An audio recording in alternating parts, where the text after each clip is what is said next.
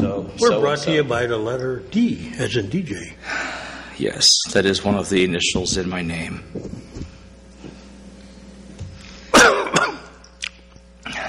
Still clearing out the lungs, huh? Clearing out the lungs. From Erie's own Government Access, Channel 9, from the City Hall Council Chambers, it's time once again for the Taxpayers Hotline Show. And now, ladies and gentlemen, your host. I don't know how you get by that smile, but this is Councilman Kaz Kwiatkowski and his good friend... DJ Barker. You want to go over the rules? There are no rules. Well, sort of. You can talk about anything you want as long as it's like not libelous or slanderous. And it bounds to good taste. And got to be in good taste. And this show is brought to you by what letter today? The letter D. You don't remember that, do you? I do. That was the electric company. That was totally what I grew up. I was too old for that. I'm a howdy-doody guy. Howdy-doody. So what do you think? The weather's nicer? The weather's beautiful. It's about time we got some snow. Fluffy snow. Big fluffy snow. I just don't want anybody getting in an accident, though. No. Drive safe. Drive careful. Stay off of 90 when this stuff happens. I've been getting nothing but compliments on our crews. They have been... There's always the occasional street that gets missed. But yeah, a couple years in a row, I remember a lot of people calling up and saying good things about the plows. So, good. Keep it up. Outside of that, I got nothing. I got a screwdriver so I can take things apart. It is kind of a quiet day. Yeah, it was. After I went home, I was trying to think.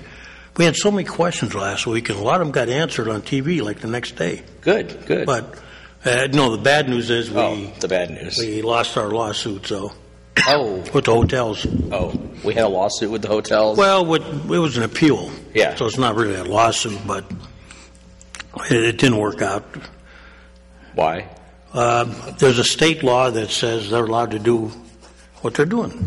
It's one of those weird laws that, as I listened to the legislators on TV... Mm-hmm. Did you ever hear how they put riders on bills? Yeah. It was a rider to the education bill. So basically it says that, and this is a scary thought, that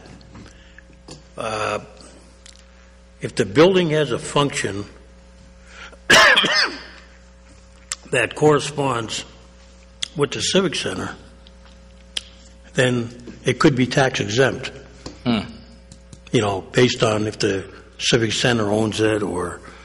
runs the building. So that could really be interesting when you're concerning as we move forward into developing that GAF property. Yeah, it's something I'm certainly going to keep an eye on. That I, along with the majority of council, I feel from what I've listened by talking to them. Like I say, I don't speak for them, but the conversations we've had as a group, and I know the mayor feels the same way that.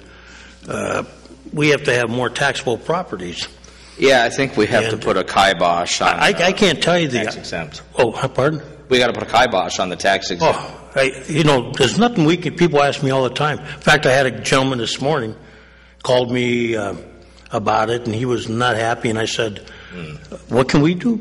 We complain, we file objections, we challenge them. And now we get shut down in the courts. We have our lobbying group downstate that the League of Cities, and we fight them, but in the end, it's a battle that's got to be solved in Harrisburg. But I was surprised. I shouldn't be, but just the last week between I go to breakfast and the various places I go to and church everywhere, and all of a sudden the outrage that people are feeling that. I think for a while they didn't mind it, but it's starting to bother them, and I can't blame them. Yeah. Go ahead, caller. Are you going to have a show next week?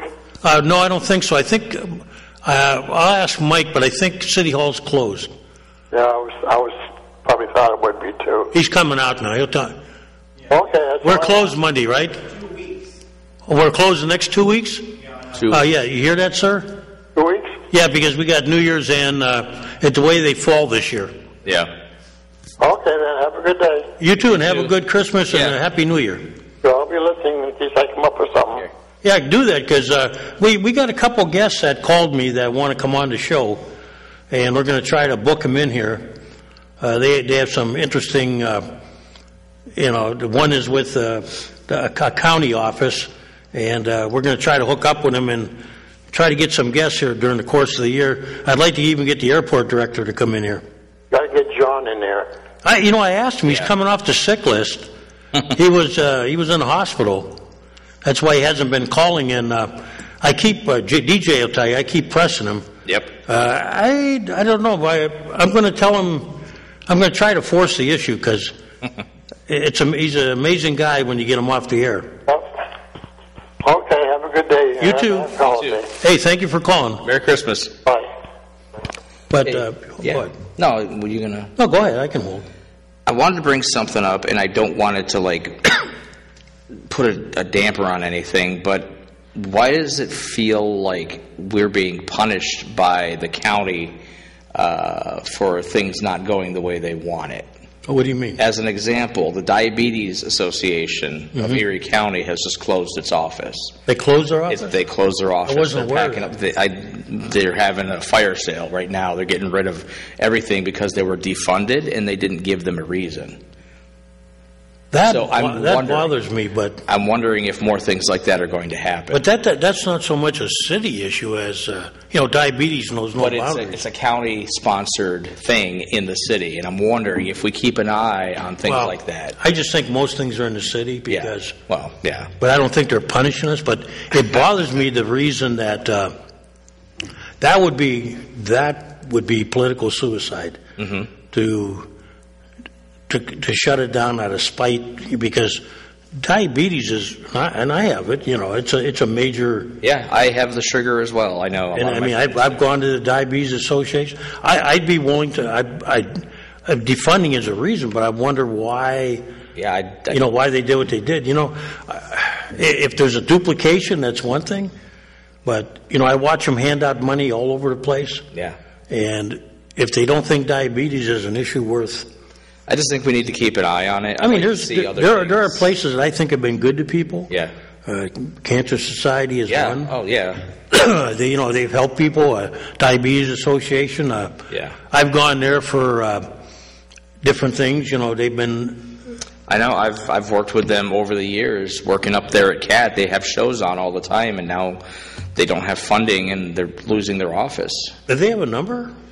I don't know the number. See if you can find it for me. And I'll look it up. I could look it up. I'd be curious as to why they defunded them. Yeah, I too would like to know. But I don't think that's punishing the city. No, I mean I'm not trying to create drama, but that's the way my mind is thinking. The gears are turning. If we see a whole bunch of things that they sponsor start to act weird, then. But they could have moved that out to the county and just done They could have, but they just completely shut it down. I mean, how's that hurt us? No, but if it happens more with more things, if they start tweaking the convention center or this, that, and the other thing that's under the Erie County, we might actually be in for some trouble. No, I don't keep an eye on it. I don't think they're doing it. That would be. No, that's just me being, But dramatic, but people don't realize that the main job of the county, unlike the city is designed to take care of. Plowing, just like local government does that. Yeah. The county is set up in Pennsylvania to administer the judicial and the social programs a lot more. Right. They're more. That's what their job is, not ours so much. That people ask us about youth services and stuff. That's not really our. We weren't set up that way. I wasn't actually aware of that. Yeah, I mean that's why they don't teach that in schools. That's one of the things that we were talking one day about how.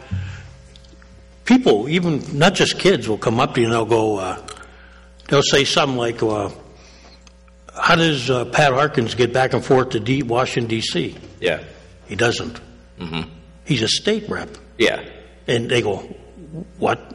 Mm-hmm. Or they don't know the difference between a city and a county councilman. Yeah. Or that there's even a difference. Right. I'm not really good with that stuff, but I know the difference between city council, county council. But a lot of people don't rep. realize that there's, when they say representative, Fabrizio or Harkins or someone there, or Senator so and so, and they go, well, it's not the federal one. It's not the it's the state one. They are representatives on a state level, so they go out to Harrisburg. And because of that, they many times don't know who to complain to. start there. Start with the locals. We used to get people coming here at council chambers, and with all due respect, they would tell them, they say, "This is really not the forum." I mean, right. Yeah, we can support you, but we're not the ones that control the budget or anything. Right, exactly. Has that kind of calmed down a little bit? Because I used to watch all the time, and there was always... Yeah, it goes in streaks, but a lot of it has to do with we're on TV and they're not. Yeah. I'll say that publicly, Go ahead, caller. Hey, Chaos. Hey, Tiny, what's up? Nothing much. My name's Paul, not Tiny. I always call you Tiny. I don't know why. That's all right. Hey, Somebody called you that once, and it stuck with me. I wanted to ask you, I was talking to somebody on the streets, and they were having a meeting at the Y, and they were talking about putting in a handicap ramp in. They were? That's what this guy I was talking to down at the park a while back. See what happens when you start talking? I don't know if they'll do that, but I asked him because he was wearing a YMCA jacket, and I asked him about it, and he said, yeah, they should put one in, though. He said, I'll agree with you there. Well, you know what? I'll give him a call when I get off the air, and we'll... All right, that's on Tinted Beach. And then, pardon? No. That's where the Y is, on Tinted Beach. Yeah, so I'll give him a call when I get off the air, and I got your number at home. Yeah. Hey, and you have a nice Merry Christmas and a Happy New Year. You too, and You too. stay healthy, and we'll see you in the backside of the new year. Yeah, okay. Next year. We'll see you next year. The backside of the new year. Yeah. Yep, I'll see you. Okay, Paul. Bye. Yeah, I always call him Tiny too, but Yep. he's been a listener for a long time. Yeah. Yeah, that the difference in governments and stuff, but getting back to those hotels, that was kind of like I was surprised that, like I said, I really shouldn't have been, but the outrage that people are feeling now that, they're looking at their tax bills, even though it's not going up this year on the city side, but the school district could use that revenue, and Yeah. the thing is that more than an expense problem, we have a revenue problem. We got flat revenues in the city. Right. Now, everybody says, well, cut more. Well, you can only cut so much. I mean, do you want to cut policemen? Fine, we can, there's not many. I can tell you there's, from when I started and compared to when I was a young man, there's not as many people, way less people here. So you can cut and cut. How many can you cut before you? Yeah. Yeah, I mean, there's only so much you can cut, but then you start losing important services, and you're down to the wire. There's things we can do better. We always do, but I really think we're trying. But when they look at other places, we're not growing. In other words, if we could look every year and say, well, there's new businesses popping in, new people, more revenues coming in, you can work around a lot of problems. The thing that happens years ago was when we were doing well, we became complacent, and we did things that were probably bad practices. Yeah. When you have a lot of money coming in, the tendency is that you don't see any reason to be frugal sometimes, and it's going to happen in all these townships, and unless they get somebody in there that says, you know what, the golden days will not always be here, What's that they say about hindsight? It is, but they teach you in accounting and they teach you in life what your parents always taught you, right? Never spend. Well, most of the time, mine taught me never spend beyond your means. Keep money in the bank, right? And what do? Right? We go into credit card debt. Yeah, hey, you know what? As a young man, I did it too, and I woke up one day going, I didn't even listen to my instructors again, and they told you, keep a surplus. Don't spend beyond your means. What do you do though when you're doing well and you got extra cash? Yeah. So I'll get the big TV. Another 10 inches won't matter, even though you don't need it. And government does that too in such a way that now you look back and you go, guess what? Geez, not 20,000 people. We don't have 130,000 people in the city. Yeah. Things are going a little rougher. Okay, and you go, you don't have the extra revenue coming in. You got all the tax exempts. It's not you don't take a miracle worker to figure out that's not a good formula. Now you go up to a place like Summit and you go, oh, businesses are pop, everything looks good. But what if? Yeah. What happens when the pipes that you put in the ground 40 years ago start getting old? Right. What happens if there's a new Summit?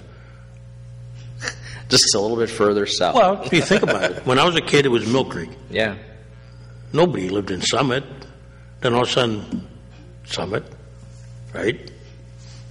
Harbor Creek, same way. People a little bit lived in Harbor Creek, a little bit more now, and those things happen to me. But we have a tendency not to worry, And government's like that, As long as the golden goose is laying eggs, I was going to say something else, but not on TV.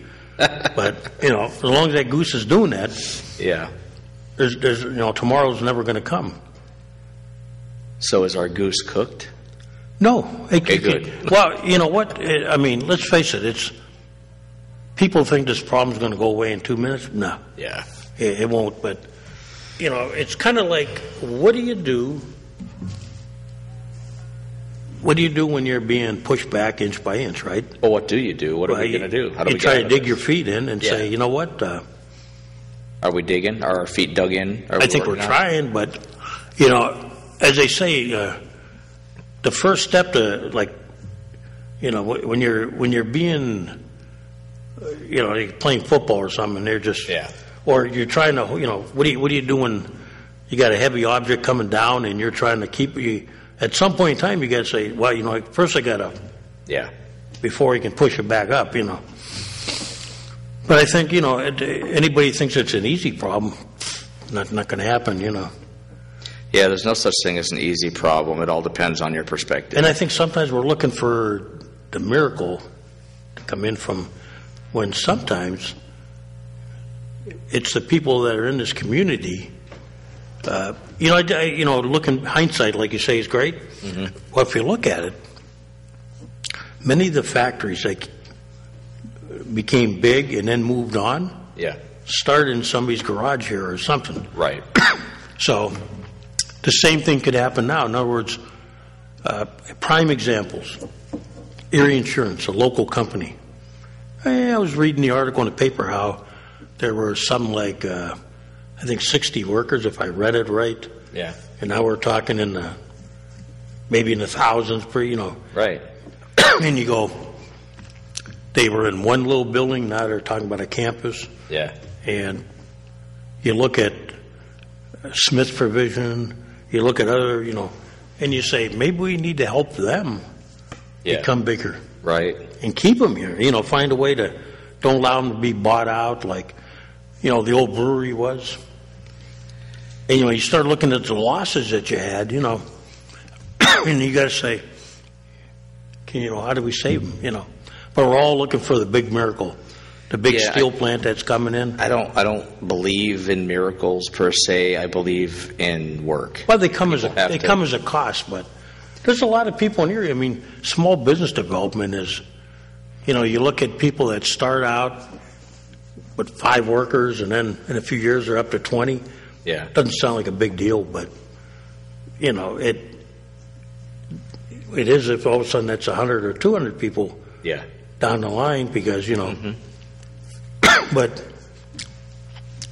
it won't be easy. But as much as we've been hit with bad news, and speaking of which, what did we talk about earlier? Oh, with the Bayhawks? Yeah. There's an unfortunate. I hated to be a prophet, but you remember I was joking about it, and I said, it was a real issue because as you read between the lines, Orlando said something about a year and a half ago or a year ago that they were intending to move somewhere in Florida, but little did we know that movement meant that, they were going to try to secure a franchise. Well, they did, but they secured ours. See, I'm not a sports nut, but I get it that that's a bad thing. That's not good. Go ahead, caller. Go ahead. Hello? Oop, must have lost him. I thought I heard him make Call back. Maybe I lost him. Try again. I think I just hung up on you. But yeah, that's bad news from the aspect. Go ahead, caller. Yeah, it is too bad about the Bayhawks. Isn't there are other leagues that could come in, though, isn't there? I'm really not sure. Is there other semi-professional leagues? I don't think there's that many in basketball, though, that I know about. Like? I mean, like in hockey, there's many levels of hockey. There's OHL, ACHL, EHL, and AHL, and, like in Erie's case, if, say, the Ontario League didn't work out and they couldn't get another team in the Ontario League, they might be able to get in one of the other leagues, There might be a drop-off to some people, but when you're talking about the NBA D-League, this was a huge... I mean, these guys, or a lot of them, were going to be playing in the NBA some nights. Yeah. Yeah, this is one of the top-tier leagues, I believe, the NBA Development League. Wow. It seems like, from what I was reading between the lines, it's that the NBA has desired to have every team have their own, one farm club.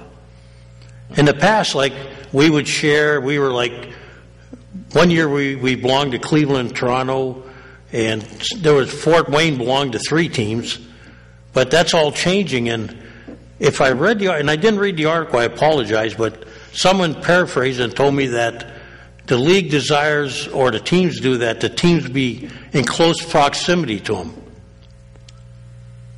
Yeah, so I heard too. If you do the math, Cleveland got out of Erie because they wanted to buy the franchise, and I think at that time they were worried that Cleveland might move it, which you saw they did to Canton, but they got a new franchise. And then the only other teams that make sense geographically are Detroit and Toronto, but they both have teams. And I think the closest they could find was Milwaukee and Minnesota that need teams.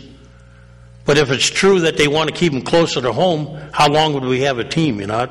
Yeah, that's just too bad. It is, because I think, it was the closest thing we had in a long time. At one time we had an AHL team, which was one step down from the NHL. And not that the Ontario League is not as good, but this was about as high as we were going to get. Yeah.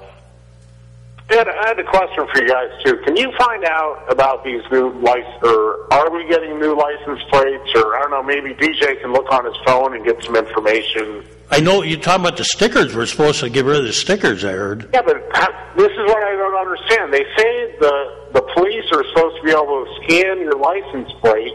Yeah, unless they're referring to the state police. And how are they going to scan your license plate if we don't get a new license plate? There you go. In fact, I just got a sticker in the mail. Not 1 week ago. Did you get one lately? Oh. Yeah, I got a brand new sticker. I just got a brand new sticker a week ago. Yeah. Yeah, so I don't know when they're planning on. Well, I guess we're going to have to call the state police and see if we can find out when this thing goes in, or I'll call Pat Harkins. Yeah. I'll give him a call and try to. We won't be on the air for a couple of weeks, so I'll see one of them and ask them about license plates and stickers. I bet it's been 10 years since we got new license plates. I bet. I could agree with you there. Piece of crap. Here's the thing, though. Will local police departments have the scanners?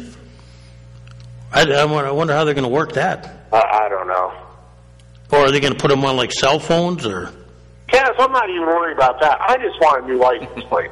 I just beat the crap. I mean, it's so old. Didn't they used to... I ride around the city. Everybody's license plate is beat. Didn't they used to make them in the... when I was a kid, I thought I got one every couple of years, didn't we? I'll tell you, I bet it's been, I'm thinking 10 years, it might be 7 years. Didn't we used to get them like every couple of years way back? Oh, yeah, I remember. Yeah, I got, I think they made them in the state prisons, didn't they? Yeah, I used to save mine. I had a pretty good collection of mine. Yeah, because... now it has been a while, and if your plate's been hit in an accident or something, it gets pretty well banged up, or snow drifts, or I'll try to find out, but it seems like we're not as close as we think if they're sending me a sticker yet. Well, supposedly after the new year. But Barry Dane said on the radio, so that's what I'm going by. DJ's got something on it. By the middle of 2017, once the supply of the current license plate runs out, PennDOT's going to start distributing the new ones. Okay. So mid this year coming up. And it doesn't say exactly what the technology is, but I'm going to make a guess and say it's like RFID. Like it's radio frequency ID. You can use that to get access to things, or Easy Pass. I'm going to say it might be like a RFID type thing. I can tell you this, sir, that the new parking meters, when they come into existence, and we've been working with the authority, they're going to use technology similar to that, so that it doesn't become an impediment to winter, like up here, they can still read things. Do you think it's going to be like a chip inside the license plate? Yeah, like all the new credit cards. I think that's just a guess. It may not be that. It still may be visual. I would think it would be a chip, because if it's visual, like a barcode, and it gets covered in snow, they can't read it. So it's got to be something that's radio type technology. So and I would think if the state police could scan you at a distance too. Yeah. Like if they're They should be able to, because the Easy Pass tag that I use to go back and forth to New York and Ohio, it reads from like 50 feet up. Yeah, because I got one of those too. Yeah. So I'm calling it. I'm going to say it's probably going to be like an RFID. I'll still check with the legislature. Yeah. Okay? Yeah, what the game is, what people play with inspection stickers during the winter, they will pile snow over their inspection stickers, drive around uninspected. I actually had to do that. Here's another one, Kaz. I heard that fake snow that you buy for Christmas. Yeah. You spray that over your stickers. Then the cops don't know any different. You're riding around illegal. I was illegal for about a month, but I just got it last week, so don't arrest me. Shame on you. Shame on you. I forgot. Have that. You can't have that. Hey, we got enough uninspected and uninsured motorists. I remember when I was a young kid, it was funny that we had a proliferance of Ohio and New York plates. Much more than they thought was normal. Yep. So they started checking them to see that, we're close to the border, but it seemed like they were growing, right? Yeah. But they found out that a lot of local people were getting plates out of the state. Sure. However they did it, but... Yeah. Because Ohio, back in the day, Ohio didn't have inspections, I heard. Yeah, that's true. They don't have them now? Or they do have them? They do not. They still don't. Back in, it was probably the 80s or the 90s. Ohio didn't. DJ says they don't have them yet. They still don't have Ohio people with pieces of junk driving around. Yeah, DJ said they still don't have inspections. Oh, my gosh. Because I remember the only way they got you in Ohio was they had what they called spot inspections. They could pull you over to the side of the road. Because I rode in one car, I called it the Flying Albatross. The body was like literally in high speed. It was like flapping. I didn't feel comfortable driving that. It was my wife's cousin's car. Well, hey, thanks for the information, guys. Yeah, we'll get back to you after. In 2 weeks, we'll be back on the air, and we'll see if we can get you, the official state version. There you go. Thank you. Okay. Yep. Take care. Have a good Christmas. Yeah, Merry Christmas. I'm still trying to find if they explain what the technology is going to be. You're probably right, because barcodes would be kind of hard they could get monkeyed up, and people could start scraping them. Go ahead, caller. Hey guys, how you doing? Good. There is no new technology or nothing. There's just no longer a need for stickers. They're just doing away with the stickers, because now every police car has an onboard computer. Once they run your license plate, they know whether your registration is paid or not. Yeah, but if they can't see the plate, they got to be able to pick it up somehow. They still said, it was weird though, they said, it was on the news that... Well, if you can't see the plate, you ain't going to see that little sticker. Yeah, they claim though that on the air, I heard them say it, that they got this new technology that they're going to, they can use it to, verify things. I don't know what that meant, Yeah, new technology is all the police cars have onboard computers. Once they run your license plate, they know whether your registration is paid or not. Because I do know the new parking authorities technology that whichever one they pick, it's going to use similar technology that they're going to be able to run it through, and it'll be tied into the computer. And they're just doing away with the sticker because the sticker's obsolete. There's no need for it. I just got mine 1 week ago. They're slowly phasing them out, but there's no need for it because, like I said, all your police cars now have onboard computers. So as soon as they run your license plate, they know whether your registration's paid or not. See, registration used to be like a whole separate department, but now it's all tied in. And then you can still transfer your plate from your old car to your new car when you buy it, or you can get a new plate when you get a new car. So, the only thing they're doing is away with is the sticker. They're not replacing it with some technology, some reader thing or something like that. So, there is going to be no RF broadcast on your new plate or anything like that. It's just going to be a plain old stamped metal plate. And then once they get your license plate number, they know. In fact, they know now whether your insurance is paid. They know whether your registration is paid just from running your plate number. Do you think all the even little towns have those computers?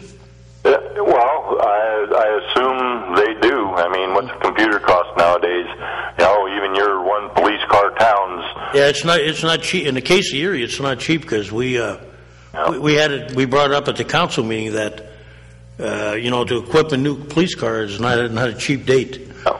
But for the millions of dollars they spend on that sticker every year, that's all they're doing away. They're just doing away with the sticker because once they run your license plate now, they know whether your registration's paid or not. They know whether your insurance is paid or not.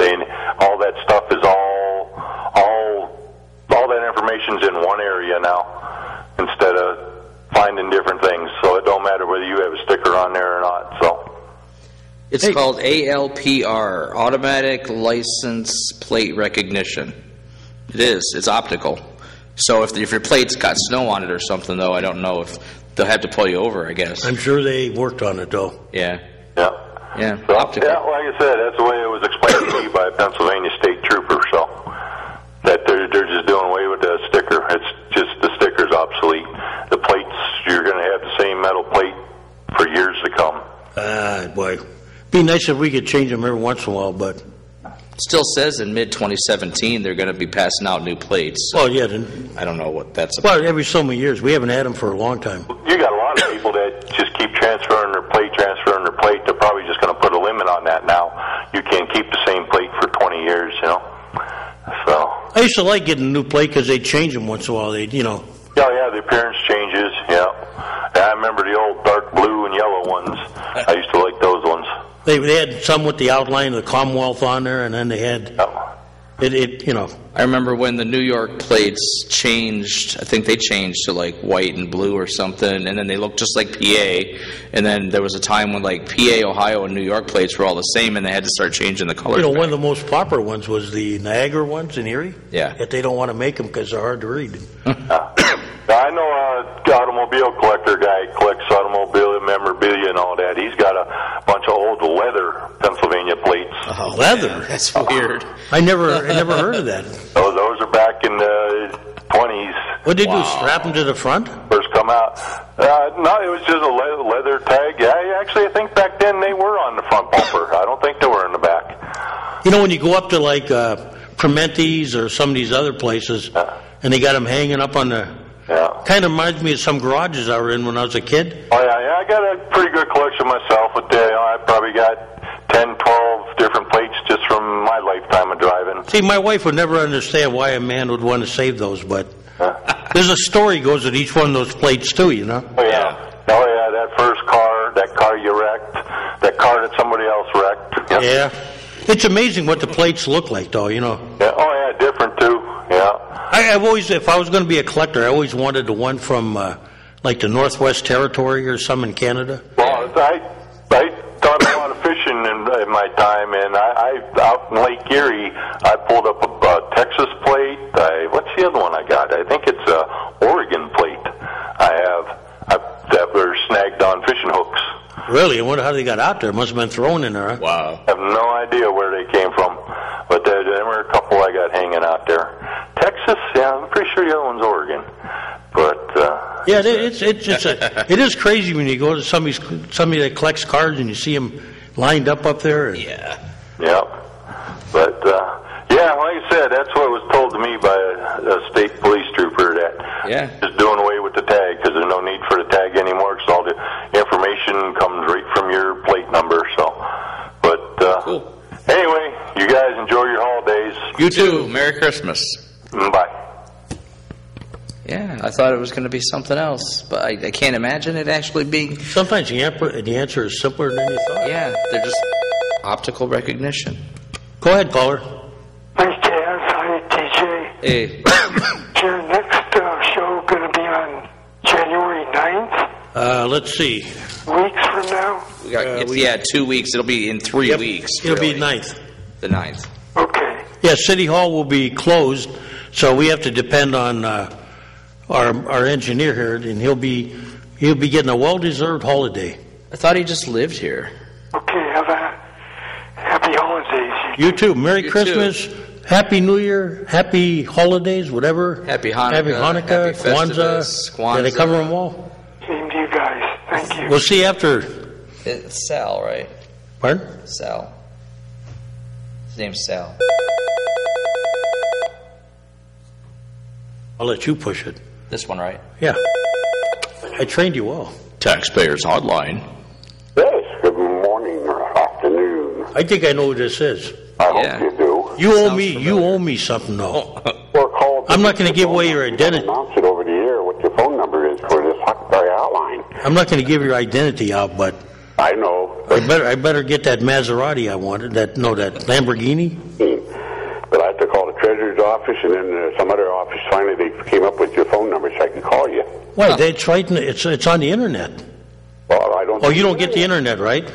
I can't see the internet. Well, you know what? So that's why DJ and you and Cad both have a very special Christmas. DJ, I do have that item for you to pick up whenever you want to call me about it. Cool. Oh, you know what this is about? The message, but apparently you didn't get the message. It's top secret. Secret squirrel stuff? I thought it did. I thought you left a message and said you'd call me when you were ready. So. Well, I'm ready. So I got it ready for you. My wife got her Christmas gift early, so you can now take the item that I replaced with it. I forgot what it was, but I know we were talking about a couple of different things, so I guess I'll be pleasantly surprised. This is something that has a remote to it, you know. Yeah, okay, cool. Yeah, thanks. Anyway, Kaz, have a very special holiday with your family. I've left messages on your phone too, but yeah, I was under the weather, so I will give you a call. GJ will verify. I have not been feeling real well. Yeah. This is actually my best week in a long time. This is really good. You feel a little better, don't you? I had some bad bronchitis. Okay, well, and you mentioned, I think a couple of weeks ago, you were talking about some things that maybe some kind of upcoming attractions for Erie. You know, why can't, I don't know how much the city is affiliated with Presque Isle, but you know, that might be a nice place to have a horse and buggy ride around the peninsula. Yeah. Actually, everything at Presque Isle, being that's a state park, you have to coordinate with them, but it's like even when we have fireworks, we have to get their okay to allow people to go on the peninsula. Watch them, yeah. Because they have to bring staff in. They've been pretty cooperative with us. It's like the other day when they had fireworks, people don't realize we have to call the Coast Guard. Wow. You know, because it's over the water, you know, people, that's the law, you know, but... I know down in Philadelphia, I was down there, you know, I've been one of the probably the few that's been able to go see the Liberty Bell and touch it. Because they have that glass enclosed and they only allow the blind to touch it. Oh, they do? Wow. I was able to feel the crack. And what do they do? They do it like only so many times a year? I don't know how it's arranged. Because that thing's sealed up pretty good. For the Pennsylvania Council on the Blind Convention. Yeah, what they must do is like every so often open it up. Because I do know they ring it too. Wow. But I bet you it's only like certain times of the year. No, well, this case, they had a guard there that opened the door, and he only made sure that people with visually blind or impaired. Oh, okay. So it was a special release. Yeah, Yeah, maybe, and one thing I enjoyed in Philadelphia when I was there was they had a horse and buggy ride around some key parts of Philadelphia. Like Erie does it at times here for special events, like right up the park. They have a horse and wagon ride, but maybe we could probably get something like that through the summertime too. Did you take the duck ride down there? The what ride? You didn't go on those boats, did you? The duck boats? I did. I didn't go on a boat. No. You know what's nice? Now I got to ask you the big question. Did you try the cheesesteak? Yes. Which one? I actually don't know, but we went to one of their restaurants that specializes in that, and well, you got to have that, It was good down there. Doc, I've thought about this a long time because when we were in Lancaster, they had a horse ride. New Orleans has one. San Francisco, New York uses them in the park. Chicago has them. There's a couple smaller cities at Savannah, Georgia. The problem we have in Erie, and I think we'd have to work around it, would be how do we carve out a lane for horses? Well, now what they could do, and this is going to cause a lot of grief, is if they took out, let's say, one of the some of the parking lanes right on State Street. Well, there's a possibility there. I don't want to tie up the time. The other callers can call in. Well, that's okay. You haven't been on that long, but it's a good idea because I think it's something that bothered me. Is like, how could we? We would have to do a study, but how would we incorporate it? We'd have to claim something back, and I wouldn't be against like eliminating parking. Of course, you're going to get kickback from some of the merchants. Yeah. But that's how they do in other towns. Like when we were in New Orleans, Doc, they took the carriage ride through selected streets, and they actually stopped, and a waitress would come on and offer you some legal beverages. You know what I would think? Instead of having the open wagon ride, see if we can't get something like the old coach rides. Just not stagecoaches, but remember over in the more elaborate cities, you would have the elite would ride in these enclosed coaches. Mm-hmm. They could look out the windows and they'd be protected from the rain or environment, Well, it'd be interesting if some guy that has actually a horse and buggy would like to try it and apply to the city, on a regular basis. Now, so that's the thing. You'd have to be able to justify, there's upkeep and everything like that. But well, you could take a ride down 6th Street down to Strong Benches, turn around, come back, go so far on the east side, whatever, could show some of the better homes and stuff. Well, I think if you had like a historical tour, it could work. That would tie in what we talked about last week with the light show. For those who are not visually impaired, you could have Christmas lights, and that could be part of the tour. It is tough to have horse rides, but if you're willing to... I'll tell you what's weird, Doc. I know a lot of people don't legally drink and stuff, but in Minneapolis, they had these pubs that they would peddle. Mm-hmm. And they tried to put them on the peninsula. They weren't successful. But look at the people that take those little rides at the peninsula with the rent-a-bikes. Oh, yeah, I've done it. And I think if we could find a spot to give horse rides... Well, you could even have, say, somebody here, if they want to do that, use some golf carts and take people for a golf cart ride around, Yeah.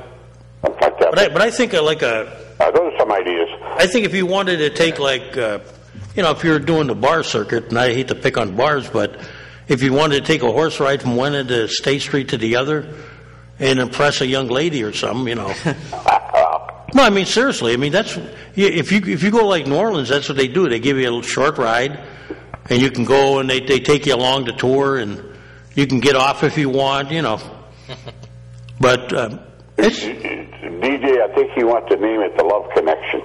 The Love Connection.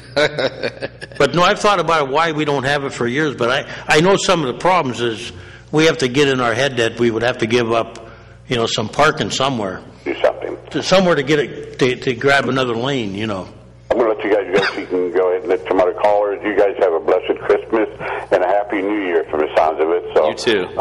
And I look forward to hearing us talking to you in the new year, dear. You too. Thanks for calling, Doc.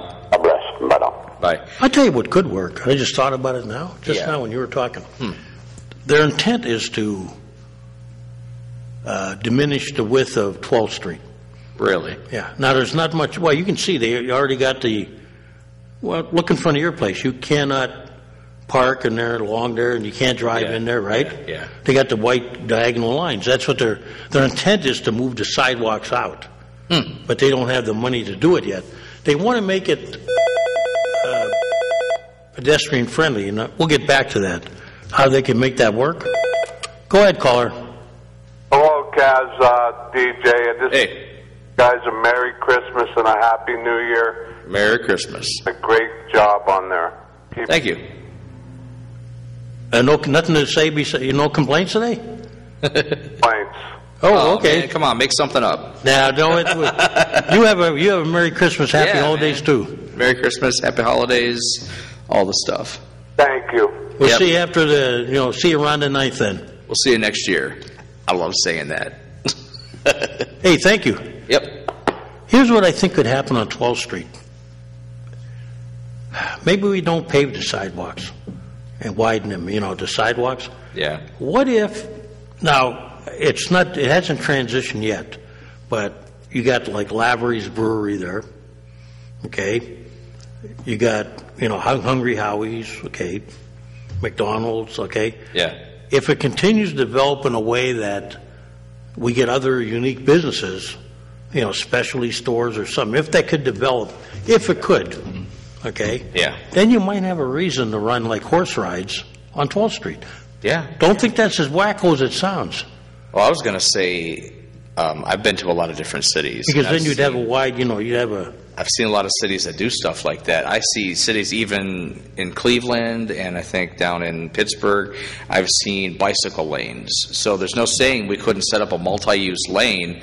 If we take some from the road, you still allow enough for the traffic, but you make a multi-use lane for buggies, for bicycles. On the converse, I've been in towns where, like State Street, where if the horse was in the right lane, yeah, the horse stayed there. Yeah. Okay, you had to get used to, people are used to the fact that, this was a big city, and like in Chicago, they take you down certain streets, yeah, and the cars just move around you. They try to run the horse rides at night mostly. Yeah. And, people love, driving around, seeing the buildings lit up. And it's nice, but so you could do it, but you got to get people in the theory that, hey, there's a horse and a buggy here, okay? Yeah. And it's going slow. You ever driven around in Amish country? Yeah. I was down in Amish country in Ohio this weekend, and it's horse and buggy after horse and buggy, so we've got to have a dedicated spot. But saying all that, it's going to take somebody that can make money at it. It's got, yeah. Go ahead, caller. It's a call back, but I have a question. Yes. Sure.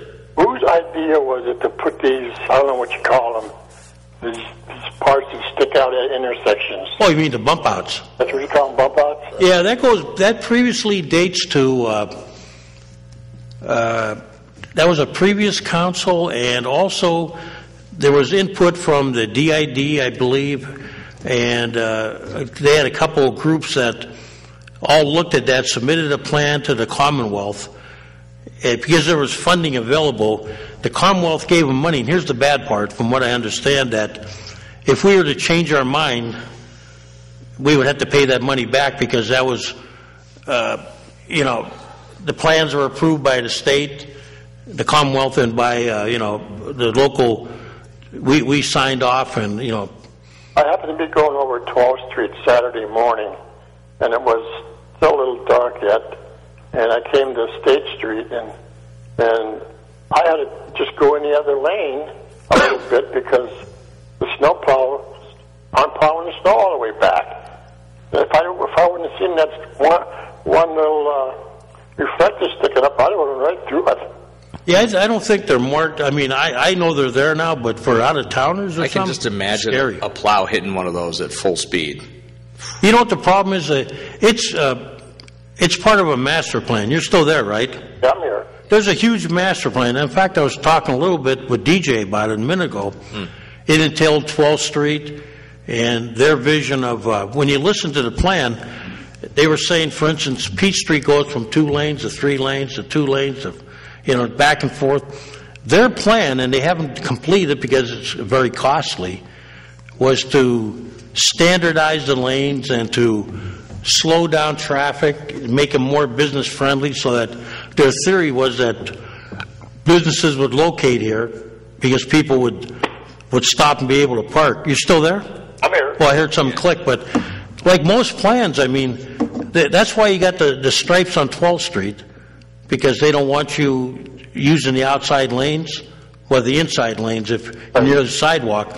But they haven't paved them because there's no money. And all these bump outs, there were supposed to actually be more bump outs, but that plan is kind of like half been done. Here's my other complaint. If you're heading east on the Bayfront Parkway by the waste treatment plant, you're in the right-hand lane. Right. You're going to turn right when you come to East Avenue. There's a sign there that says, right lane keep moving. I know what you're going to tell me. It's blocked, right? That sign is right at the corner. I called PennDOT, and they said they have nothing to do with that. What do you mean? City engineer. For 2 years, I've been calling the city engineer and asked him, why can't they put a sign overhead that says, right-hand lane, keep moving? Well, if you remember, there's a sign blocking it. Right. And many years ago when I was the controller and Mr. Thompson was the councilman, and we were on, this is how far back this problem goes, I was told that that's a state highway.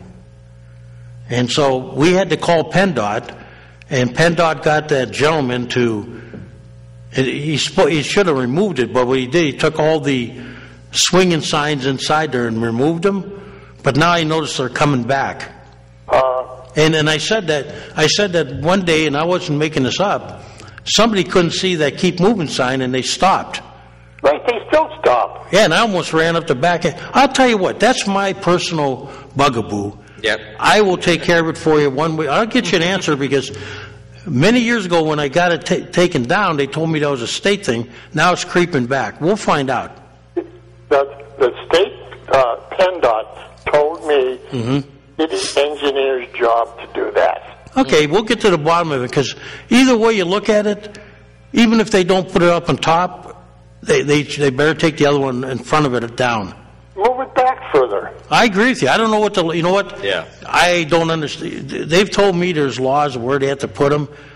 Sometimes there's stupid laws, and I say that, and I hate to say that word, but I will. But I'm going to find out about that. Because the other day I drove by and it started to bug me that the sign is coming back again. Yeah. No. I know exactly where you're talking. If it continues to be a problem, I have a saw. I think if I'm not mistaken, I might go out there and do it with you. I travel that quite often, and I think the guy put the sign down, but he left the what do you call it, the post and everything there. Well, one time there was only a frame there, and you could see the sign. But then what happened was, I noticed now another sign was attached, kind of like a shingle type of sign, hanging on chain. So it's causing a problem. You know how I feel about signs that shouldn't be places. Maybe you'll see DJ and I call the press, and we'll go out there with a chainsaw. Maybe I'll call this to the engineer again. Well, go ahead, but actually it's Leanne Parmenter, the traffic engineer, and I'll go up right after the show and see if I can dig her up. Okay. And if I can't, I'll put a call into her, and if she said, because many years ago they told me it was PennDOT, and I had to call PennDOT and. They told me it's city. I called up that, what was that gentleman's name there? He's on TV all the time. Schreckengost? No. He's with why does that name sound familiar? He's with Bill Pettit. Bill Pettit, I called his office. We'll get to the bottom of it, okay? Okay. Because that's my personal bugaboo there. Mine too. I've almost been hit a couple times. But okay, have a happy holiday. You too. Merry Christmas. You too. Bye. Well, we're getting close to the end. Yeah, we got like 2-3 minutes left. Now I'm trying to find out who I just... Go ahead, caller. Threw their name out. Now, remember back on the old Cleveland Stadium for Indians and Browns games, they had Cleveland police on horseback. Yeah, I do remember that. I was out there in the summer. I don't recall seeing them. I wonder if Cleveland is still using the horses. The last I read, and I used to get the plane dealers, there was a problem housing him, and there was a cost factor and everything. but I'm not. They eliminated him. Then they brought him back. You know, I'm not quite sure, but I'd be willing to find out for you. Yeah, that would be cool. Just to know. I'll tell you a place I didn't expect to see a horse was Lancaster, PA. They had one horse in the police department, and they used him for like PR work. He would like walk through their idea of what Perry Square would be, and he did a little like PR work, and it was donated by merchants. But I didn't see it in my last trip there. But I will check for you, okay? Yeah, so I don't get that. I used to go to Cleveland all the time for, especially baseball games. Yeah, they used to bring the horses out. It was kind of like good traffic control. Do you know how much it is to get into an Indians game now? I could find out easily. In fact, DJ, look it up. Oh, I'm going to tell you. Oh, I think the last time I went, it was, I'm guessing it was for decent seats, and they're not even that great. I was up around $30 or $40 easy. More than that. Just to get in, the crappiest seat is about $33. That's what I meant, 30 or 40, and that was like... That's for a bad seat, Kaz. Yeah, that's up in the upper, way in the back. Yeah, if you want a box seat, you're talking a couple $100. Oh, yeah. Yeah. It's not like the days when they had I think it was 50 cents in the bleachers when I was a kid. Yeah, I used to go there all the time. I got old ticket stubs, and from the Indians back in the '80s, and there was $5, $6. You want to? You know what? You want to get sick? Someday you and I got to get together. I'll pull my collection out from the 50s and 60s, and we'll compare them, and that'd be an eye opener, wouldn't it? What do you think? Yeah. I mean, you look at the prices. I think I went to a Cleveland Browns game when Jimmy Brown played, and I think my dad paid $7 or $8 for a ticket. Yeah, Browns games were less than 20. I remember that. Well, you couldn't even buy a hot dog today for $7. Well, maybe, I'm not sure, but. Well, the Indians are always last in, near last in attendance, even though they got a good team. But hey, you can't bring your kid, or if you're going to bring a couple kids and feed them, and $33 a ticket. You know what they're doing now is they're trying this experiment where some teams are that you kind of like buy a food package. You can have like unlimited eats. You got to kind of look at it to see if it's worth it, but that's not a bad idea. But the other day you would love this. They were giving away Browns tickets for $7. Oh yeah, I heard that And Buffalo, I think, was giving out free tickets. Game, it was real cheap. I mean, that tells you what but that's not going to happen if they're winning. You know that. No, it's just because they're just so horrible. But you go to my nephew goes to hockey games. I was shocked when he told me a hockey game went for. And I'm going, you got to be kidding me, Very expensive. Yeah, go to a Penguins or a Sabres game. Yeah, you're talking $80. Yeah, and when you think about it, like somebody like us has to drive 100 miles, eat, get food, gas, and then you go there and it makes you wonder what they're thinking. Like baseball, they're not going to fill this. Well, I shouldn't say they're not going to, but when they're not filling up the stadium, cut back the tickets a little bit. I know you got to be fair to the season ticket holders, but Okay, here's my idea with Cleveland. Why don't they do like dollar dogs all the time? Yeah, there you go. Probably you can't give $2 beers because people are going to be getting drunk. But I mean, maybe reasonable dollar beers and $2 sodas, $1 hot dogs. Yeah, at least a lot more than they do. Have a family section or something. But hey, you're much more. I don't know what their cost is per hot dog, but whatever it is, just make a little profit. But people would probably buy more. Like if I had 5 or three. Well, when I had 3 kids, I mean, you going to a game was a big expense. Dollar hot dogs, they're making a profit. They're probably making more of a profit, like Seawolves do it.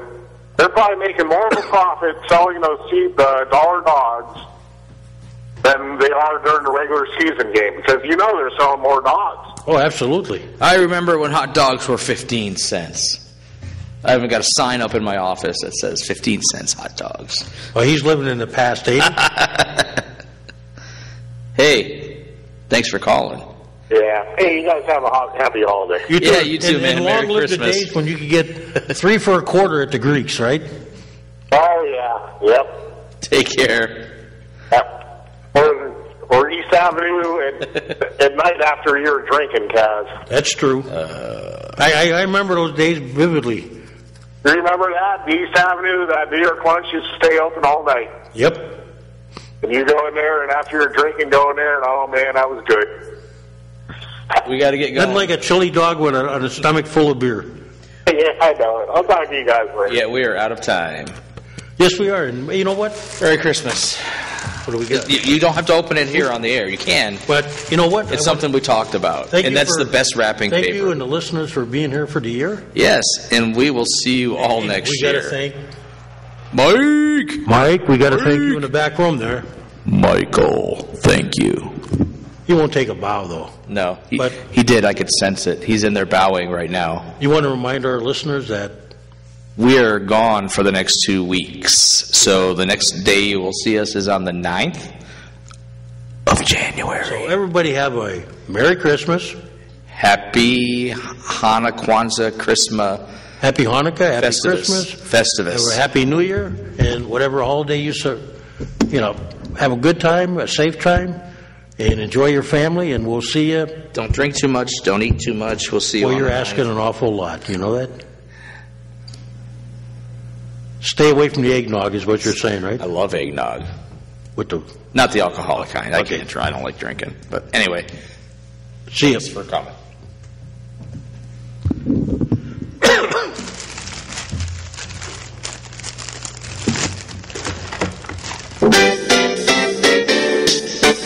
Ladies and gentlemen, you have been watching the Taxpayers Hotline Show on Erie's own Government Access, Channel 9.